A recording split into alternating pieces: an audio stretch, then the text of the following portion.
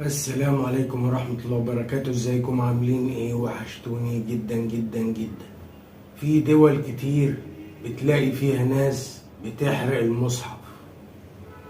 المصحف ده فيه حل لكل مشاكل اي حد في الدنيا. في ناس بتروح لدجالين، وفي ناس ما بتأمنش بربنا، وفي ناس شايفة ان الخلاص مع اي حد غير ربنا. لو انت عندك مشاكل في حياتك وعايزة تحليها، استنينا الحلقة اللي جاية. خليفة عايز تقول حاجة يا خليفة؟ خليفة ورا الكاميرا هيبلغكم بحاجة عايز يقولها. الدجال عايز منك حاجتين، يا فلوسك يا جسمك، مش عايز اكتر من كده. اوعي تفكري ان الحل عند الاشخاص القذرة دي. الحل في كتاب ربنا وبس. لازم تكوني واعية ولازم تكوني بتفهمي.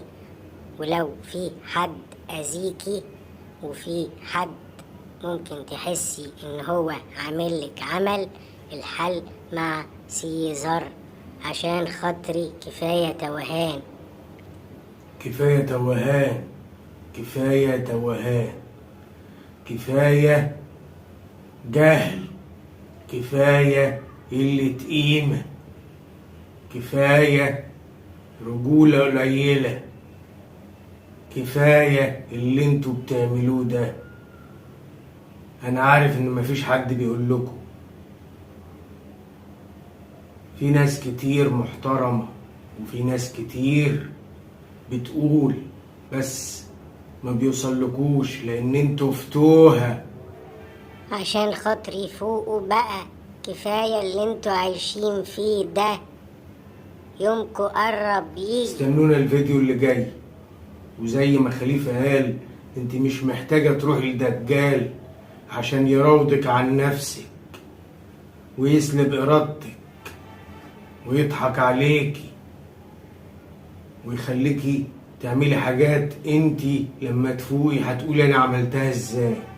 لو انت حاسة بمشاكل او حاسة ان حد عاملك عمل، انا هحللك المشكلة دي.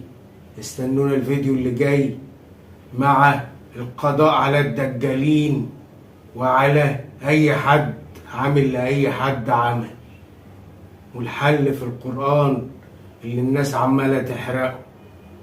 الناس دي هتشوف جحيم على وش الارض. الناس دي هتشوف جحيم على وش الارض. وافتكروا سيزر لما قال الكلمة دي.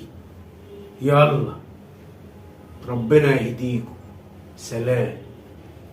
سلام يا حبايب سيزر. متجر سيزر بدأ. كل الحسابات هتلاقوها في وصف الفيديو. سلام.